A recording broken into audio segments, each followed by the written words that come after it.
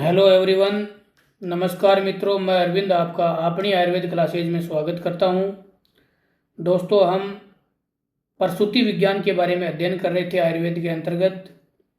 प्रसूति विज्ञान में हम जो गर्भावस्था का कालक्रम है यानी गर्भावस्था प्रकरण है उसके बारे में अध्ययन कर रहे थे। गर्भावस्था प्रकरण आयुर्वेद के अनुसार दो भागों में बांटा है, जो लक्षणों के आधार पर बांटा है। गर्भावस्था का जो काल रहता है वो 40 वीक्स का बताया है, यानी निषेचन के बाद में फर्स्ट वीक से लेके 40 वीक तक का जो समय है, यानी 9 मंथ का जो समय है, उसको आयुर्वेद के अनुसार दो भागों में एंड आधुनिक विज्ञान के अनुसार 3 भागों में बांटा है।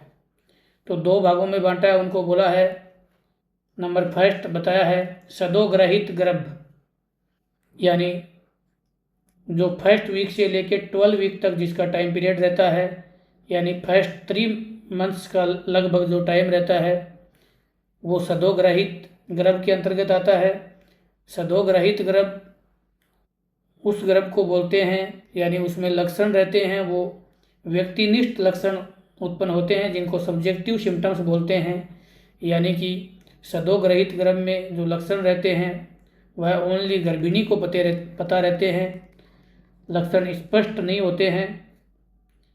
तो इसके बारे में हमने लास्ट लेक्चर में सदोग्रहित गर्भिणी के जो लक्षण हैं, सदोग्रहित गर्भ के बारे में डिटेल से जान लिया था। नेक्स्ट जो आयुर्वेद में गर्भावस्था को दूसरा भाग है वो है व्यक्त गर्भ, यानी जो 13 वीक से लेके 40 वीक तक का समय, यानी लगभग 4th मंथ से लेके 9 मंथ तक का समय, यानी डिलीवरी तक का समय, प्रसव अवस्था तक का जो समय है वो है व्यक्त गर्भा के अंतर्गत आता है। इस अवधि में स्पष्ट शारीरिक लक्षण हैं, यानी साइंस रहते हैं, ये ऑब्जेक्टिव रहते हैं। इसके लक्षण गर्भिणी एंड चिकित्सक दोनों को पता रहता है, गर्भिणी एंड चिकित्सक दोनों को के लक्षण पता रहता है। अभी आधुनिक विज्ञान के अंतर्गत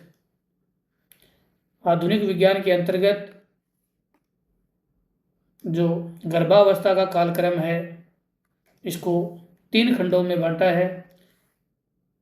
फर्स्ट को बोलते हैं प्रथम त्रिमास, जो फर्स्ट वीक से लेके 12 वीक का तक का समय रहता है, जो सेम सदोग्रहित गर्भ से मिलते जुलते इसके लक्षण रहते हैं। यानी सदोग्रहित गर्भ एंड प्रथम त्रिमास के जो लक्षण हैं हमने साथ में अध्ययन किए थे। सेकंड जो कालखंड है जिसको बोलते हैं द्वितीय त्रिमास, यानी 13 वीक से लेके 28th वीक तक, एंड तृतीय मास का जो समय है उसको बोलते हैं, ये दोनों ही द्वितीय मास त्रिमास एंड तृतीय त्रिमास, यानी second trimester and third trimester दोनों व्यक्त गर्भा के अंतर्गत आते हैं। थर्ड ट्राइमेस्टर है उसका टाइम पीरियड रहता है 29th वीक से लेके 40 वीक तक का जो समय, यानी 6 मंथ से लेके 9 मंथ तक का जो कालखंड है वो थर्ड ट्राई सेमेस्टर के अंतर्गत हम जानते हैं। तो हमने अभी तक जो लेक्चर में जो कवर किया था उसमें हमने सदोग्रहित गर्भ प्रथम त्रिमास के बारे में अध्ययन कर लिया था। व्यक्त गर्भा जो गर्भ है उसके बारे में हमने अध्ययन कर लिया। साथ में ही जो द्वितीय त्रिमास है इसको मध्यम अवस्था बोलते हैं, यानी मध्यम गर्भावस्था, इसके बारे में भी हमने अध्ययन किया था। आज के इस लेक्चर में हम अध्ययन करने जा रहे हैं अंतिम जो गर्भावस्था है, जिसको थर्ड ट्राइमेस्टर बोलते हैं या तृतीय त्रिमास बोलते हैं, जिसका कालखंड 29th वीक से लेके 40 वीक यानी प्रसव होने तक का रहता है। तो इसके बारे में अभी हम अध्ययन करेंगे, यानी अंतिम गर्भावस्था को हम लेट प्रेगनेंसी डायग्नोस्टिक्स भी बोलते हैं। तो इसके अंतर्गत सबसे पहले हम लक्षण का अध्ययन करेंगे, यानी अंतिम गर्भावस्था के क्या क्या लक्षण रहते हैं। तो सबसे पहले बताया है अनार्तव, यानी इस पीरियड में भी आर्तव नहीं आता है, यानी ये अनार्तव जो लक्षण है ये जो सदोग रहित गर्भ है एंड व्यक्त गर्भा है, साथ में ही प्रथम ट्राइमेस्टर, सेकेंड ट्राइमेस्टर एंड जो लास्ट तृतीय त्रिमास है, इन तीनों में अनार्तव का जो लक्षण है वो पाया जाता है। इसके साथ ही दिया हुआ है दबाव लक्षण, सेकंड में दिया है जो दबाव लक्षण, यानी इसको बोलते हैं प्रेशर सिम्टम्स। तो पैर के जो पृष्ठ भाग से गुल्फ तक सूजन पाई जाती है, यानी कि इस समय में जो पैर रहते हैं इनके पृष्ठ भाग में, पीछे के भाग में से लेके आगे ये जो पूरा भाग है तो दिया हुआ है, यहाँ पे सूजन जैसा दिखाई देता है, सूजन पाई जाती है। तो ये सेकंड लक्षण है। थर्ड लक्षण है हल्कापन का अनुभव, यानी गर्भिणी स्त्री है उसको 38वें सप्ताह में हल्कापन का अनुभव होता है, यानी जो 38वां जो वीक रहता है उसमें लाइटनिंग सेंसेशन अनुभव होता है। यह गर्भोदक के आचूषण से गर्भाशय बुधन के नीचे जाने के कारण तथा श्रोणि में गर्भ के सिर या नितंब के स्थिर हो जाने के कारण होता है, यानी कि ये या तो श्रोणि में जो शिशु है उसका सिर है वो यहाँ पे स्थिर हो जाने के कारण, या गर्भोदक के आचूषण से गर्भाशय बुधन, यानी गर्भाशय जो बुधन रहता है उसके नीचे जाने के कारण होता है। तो ये आप लिख सकते हैं। इससे माता को सांस लेने में आसानी होती है, उसको हल्कापन महसूस होता है। इसी के साथ में ही उदर का आकार है वो पहले से ज़्यादा बढ़ जाता है समय के अनुसार, तो ये अंतिम गर्भावस्था का लक्षण है। गर्भ की गति है उसका ज्ञान होने लग जाता है, ये गर्भ की गति का ज्ञान हमें सेकेंड ट्राइमेस्टर है उसमें भी होता है। साथ में ही 38वें सप्ताह के पश्चात मूत्र त्याग की जो प्रवृत्ति है, यानी मूत्राशय पर दबाव के कारण मूत्र त्याग की जो प्रवृत्ति है वो बार बार होती है क्योंकि इस पे सिर का दबाव पड़ता है। तो ये आप लक्षण के अंतर्गत लिख सकते हैं। अभी है साइंस, मतलब जो मुख्य चिन्ह हैं इनको हम लक्षणों को एक हम सिम्टम्स के अंतर्गत जानते हैं, दूसरा हम साइंस यानी जो मुख्य चिन्ह रहते हैं। तो उसमें दिया हुआ है कि जो द्वितीय गर्भावस्था के काल में जो चेहरे पे विवरणता थी वह अधिक उभर जाती है, यानी चेहरे पे जो विवरणता रहती है ये हमने सेकेंड ट्राइमेस्टर में भी पढ़ा था, तो उसमें ज़्यादा उभार आता है, यानी वो ज़्यादा उभर जाती है। तो ये फर्स्ट साइन है। सेकंड साइन दिया हुआ है स्तनगत लक्षण है वो विशेष रूप से दृष्टिगोचर होते हैं, यानी स्तनों में उभार आता है। चूचुक पर दबाव डालने पर पीयूष निकल सकता है, जो सेकेंड ट्राइमेस्टर में भी जाना था, यानी कि चूचुक में पीयूष या जिसको कोलोस्ट्रॉम बोला है उसका दबाव डालने पे निकलना। पाद का पृष्ठ भाग तथा गुल्फ पर 40% महिलाओं में सूजन आना, यानी कि जो फोर्थ जो साइन है वो पैरों में सूजन का आना। तो ये सामान्य चिन्ह दिए गए हैं।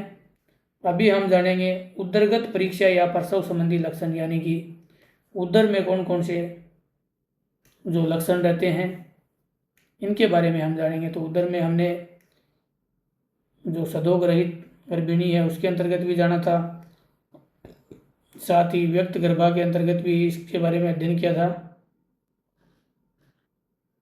तो उदरगत परीक्षा को हम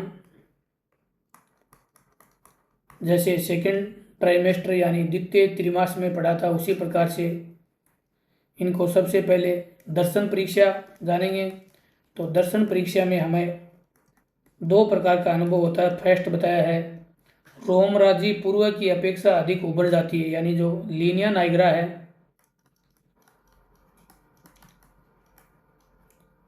यानी जिसे रोमराजी बोला है, रोमराजी यानी कि जो गर्भाशय बुदन है, इसमें जो उभार रहता है उसी को रोमराजी बोला है।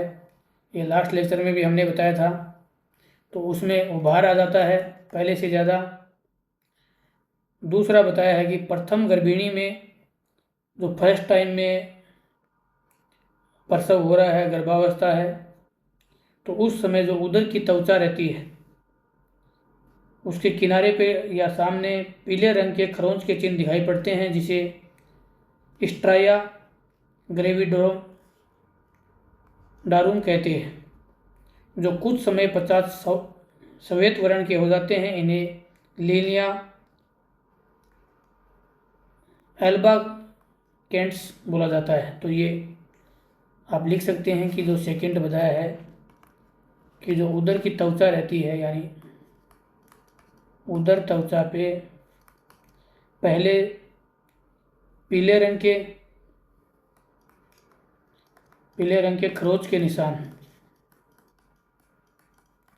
और उसके बाद में वो सफ़ेद कलर के यानी श्वेत वर्ण के हो जाते हैं।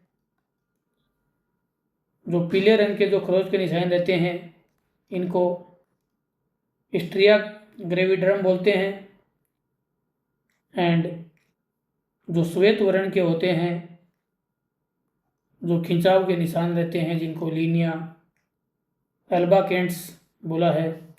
तो ये आप दर्शन परीक्षा के अंतर्गत लिख सकते हैं। दर्शन परीक्षा में ये लक्षण दिखाई देते हैं। नेक्स्ट हम जानेंगे स्पर्शन परीक्षा, यानी कि जो स्पर्शन परीक्षा है उसके बारे में जानेंगे। तो स्पर्शन परीक्षा में दिया हुआ है कि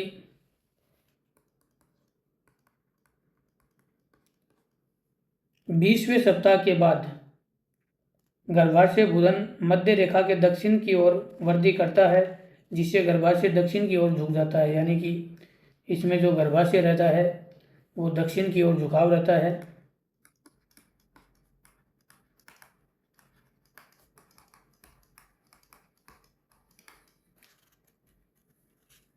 जो 20वें सप्ताह के बाद में ये होता है।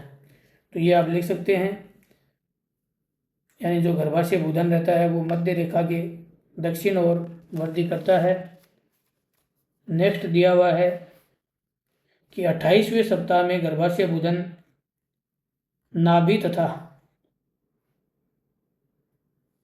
ये 20वें सप्ताह के लिए है, 28वें सप्ताह में गर्भाशय बुधन नाभि तथा खमाकार उपस्थिति के बीच निम्न 1/3 भाग तक पहुंच जाता है, यानी कि जो 28वां वीक रहता है, 28th जो वीक रहता है, इसमें जो गर्भाशय बुधन बताया है ये नाभि तथा जो नाभि एंड जो खमाकार उपस्थिति रहती है इसके बीच में 1/3 भाग तक पहुंच जाता है, यानी यहाँ तक पहुंच जाता है, जो 28th वीक को बोला है। ये लास्ट लेक्चर में भी हमने जाना था, यानी कि ये 28th वीक में, जिसको आप बोल सकते हैं नाभि व खमाकार उपस्थिति, यानी यह एक उपस्थिति होती है, इसके 1/3 भाग तक पहुंच जाता है, यानी कि यहाँ से लेके जो भाग रहता है उसका 1/3 भाग में ये पहुंच जाता है। ये कंप्लीट भाग है, इसके 1/3 भाग में ये 28वें वीक में पहुंच जाता है। इसके साथ में 32वें सप्ताह में गर्भाशय बुधन निम्न 2/3 भाग तक पहुंच जाता है, यानी कि 32वें सप्ताह में जो दिया हुआ है ये नाभि तथा खंगमाकार उपस्थिति के मध्य 2/3 तक पहुंचता है। ये आप लिख सकते हैं, ये 32वें सप्ताह के लक्षण हैं, ये 28वें वीक के जो लक्षण हैं। इसी के साथ ही 38वें सप्ताह में गर्भाशय है ये जो खगमाकार उपास्थि के नीचे तक पहुंच जाता है, यानी जो 38वां वीक दिया हुआ है इसमें जो खगमाकार उपास्थि रहती है 36वां वीक, या किसी को 38 वीक या किसी को 40 वीक में ये होता है। तो 38वें वीक में ये उप पार्श्व का अस्थि चाप तक पहुंच जाता है। तो आप लिख सकते हो कि 38th वीक में जो गर्भाशय बुधन है ये उप पार्श्व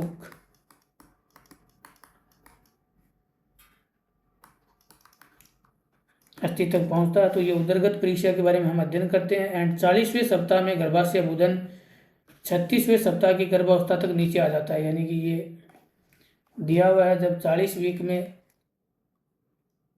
जब गर्भाशय बुधन जिस स्थिति में पहुंचता है तो उसके बाद में गर्भाशय बुधन है वो ऑटोमेटिक 36 सप्ताह गर्भ की अवस्था तक नीचे आ जाता है, जिसे कि हमने बोला था लाइटनिंग सेंसेशन, यानी हल्कापन महसूस होना। तो वो इसी स्टेज में होता है।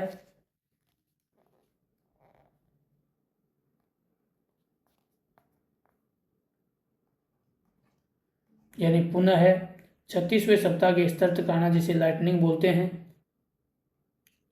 तो ये हमने गर्भाशय की उदरगत परीक्षा उसके बारे में अध्ययन किया, गर्भाशय की उदर वृद्धि के बारे में जाना।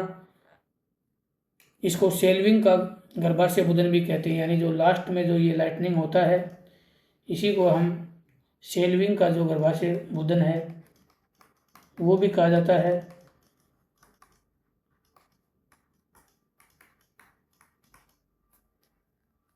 सामान्य अवस्था में गर्भाशय बुधन का आकार गोलाकार हो जाता है, जिसे 38वें सप्ताह के गर्भाशय के आकार बेलनाकार से तुलना करते हैं।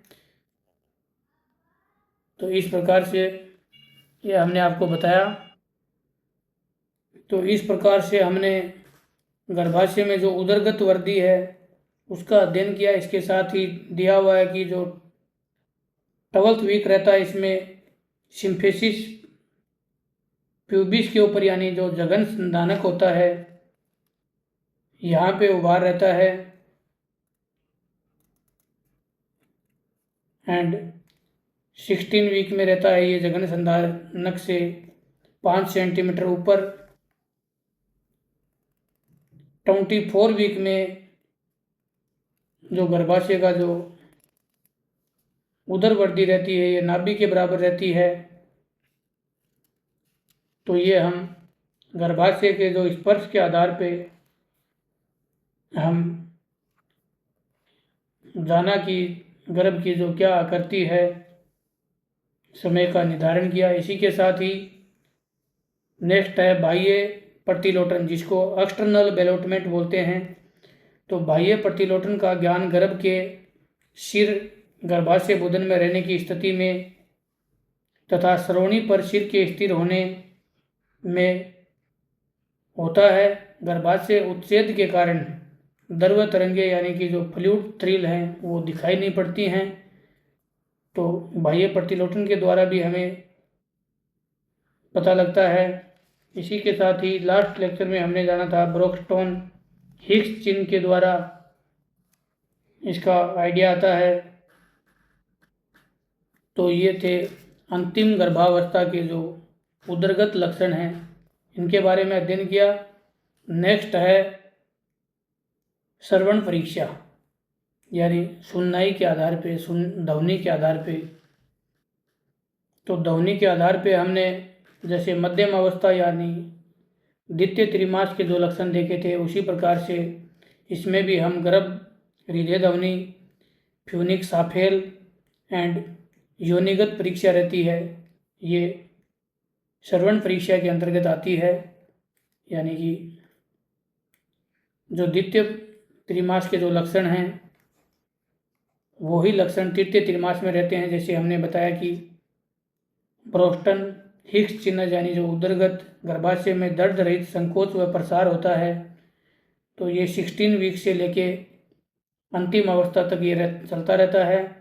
प्रतिलोटन यानी जो बाह्य प्रतिलोटन होता है, तो बाह्य प्रतिलोटन का मतलब है कि अंगों का द्रव में तैरने का जो अनुभव रहता है वो पता लगता है इससे, तथा इसमें श्रोणि पर सिर के स्थिर होने पे तथा जो गर्भ के सिर गर्भाशय बुधन में रहने की स्थिति में, यानी कि इसमें स्थिर स्थिरता आ जाती है जब बाह्य प्रतिलोटन अंतिम अवस्था में पहुंचता है, यानी कि अंतिम गर्भावस्था के जो लक्षण है उसके अंतर्गत। एंड द्वितीय त्रिमास में इनमें जो गर्भ के अंग है वो तैरने का अनुभव होता है। साथ ही श्रवण परीक्षा यानी कि ओस्कुलेशन है, तो ये सबसे पहले इसमें हम गर्भ की ध्वनि सुनते हैं, यानी फेटाल हार्ट साउंड।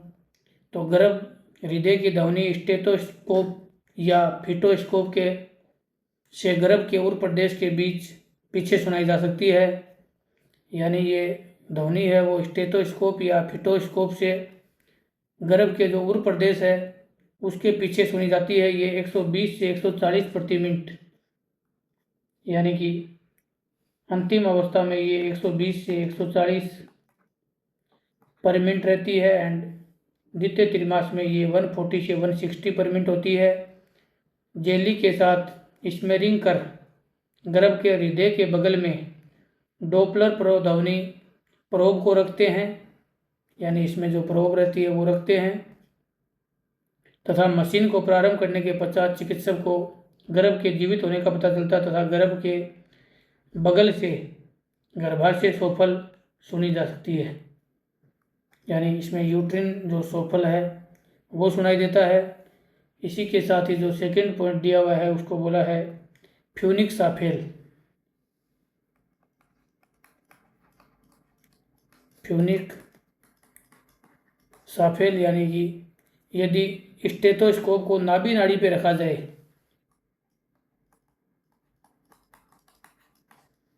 रखा जाए, तो मर्दू यानी कि ब्लोइंग साइक्रोनस के साथ गर्भ की हृदय ध्वनि सुनाई पड़ती हैं, जो हृदय से गर्भ नाड़ी में रक्त के दबाव के कारण होती है।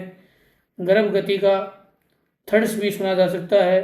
गर्भ ध्वनि यानी गर्भाशय शोथ में उस समय आंतर की ध्वनि भी सुनी जा सकती है। दुर्बल स्त्रियों में मर्त गर्भ की स्थिति में मध्य रेखा पे मात्रज महाध्वनि स्पंदन को भी कभी कभी सुना जा सकता है। तो फ्यूनिक साफेल के द्वारा हम ये सब चीज़ें सुन सकते हैं, यानी कि जो एक तो हम इससे गर्भ नाड़ी में रक्त के दबाव के कारण जो ध्वनि रहती है वो सुन सकते हैं, गर्भ की गति भी पता लगा सकते हैं। साथ ही गर्भ ध्वनि में उस समय अंतर की ध्वनि भी सुनी जा सकती है, यानी कि जो अंतर ध्वनि है ये सुनी जा सकती है। दुर्बल स्त्रियों में, यानी कि जो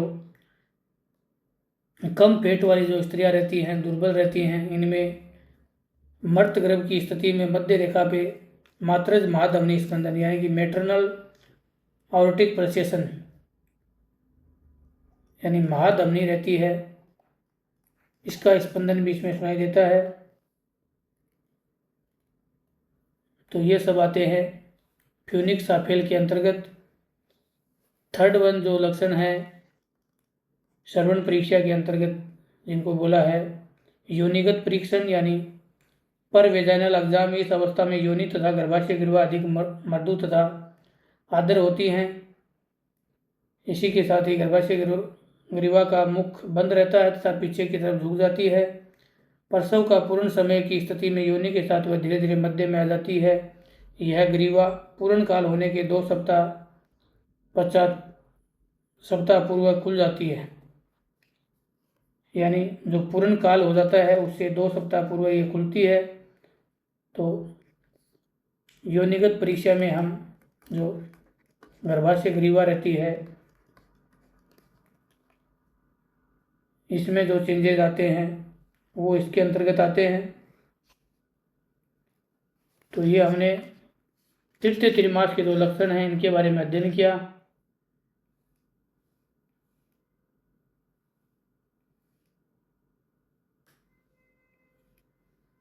अब अभी तृतीय त्रैमास के जो लक्षणों के साथ ही दिया हुआ है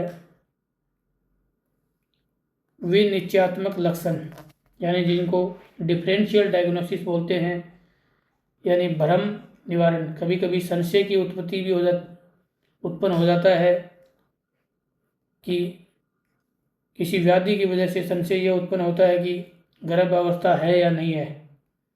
तो इसी संशय का जो उदरवर्ती या अनार्थों में जैसे लक्षण होते हैं, तो इससे संशय का निवारण, जैसे गर्भाशय में यदि फाइब्रॉइड रहता है तो उसकी कोई भ्रूण हृदय गति नहीं होती है और उसमें उदर है ये कठोर हो जाता है। यदि मूत्रा से भरा रहता है तो कैथेटर द्वारा मूत्र निकालने पे उभार समाप्त हो जाता है। इसी के साथ ही रजोनिवृत्ति है, ये जब 50 की एज में हो जाती है, इससे गर्भाशय यानी कोई भी वृद्धि नहीं होती है। तो रजोनिवृत्ति से भी आपको समझना चाहिए कि एज की वजह से रजोनिवृत्ति हो सकती है। डिम ग्रंथि पुटी है, यानी कि ओरियन जो सिस्ट है, इसकी वजह से भी अनार्थव हो सकता है। ये ज़रूरी नहीं है कि गर्भ धारण होने से ही अनार्थव हो, तो डिम ग्रंथि पुटी की वजह से भी अनार्थव हो सकता है, जिसको ओरियन सिस्ट बोला है। कूट सगर्भता यानी फॉल्स प्रेगनेंसी एक मानसिक स्थिति है, तो इसके अंतर्गत भी, जिसको मिथ्या गर्भ या कूट सगर्भता बोला है, ये भी एक प्रकार की व्याधि है। इसमें जब यूएसजी करवाते हैं तो गर्भाशय रिक्त मिलता है। तो ये सब चीज़ें हमें, जब गर्भाशय फाइब्रॉइड रहता है, यानी जिसमें यूट्रिन फाइब्रॉइड बोला है, तो इसमें एफएसएच करने से कोई भ्रूण हृदय गति नहीं होती है और इसमें जो उदर रहता है वो कठोर होता है। तो ये थे स्त्रियों के जो व्याधियाँ उत्पन्न होती हैं विभिन्न प्रकार की, उनसे चिकित्सक द्वारा गर्भावस्था का जो संशय होता है उनके बारे में ये बताया है। तो इस प्रकार से हमने कंप्लीट जो त्रिमास है उनके बारे में अध्ययन किया, प्रथम, द्वितीय, तृतीय, साथ ही सदोग्रहित गर्भ व व्यक्ति गर्भ दोनों के बारे में, व्यक्त गर्भ के बारे में अध्ययन किया। अभी नेक्स्ट लेक्चर में हम पुंसवन कर्म के बारे में अध्ययन करेंगे। धन्यवाद।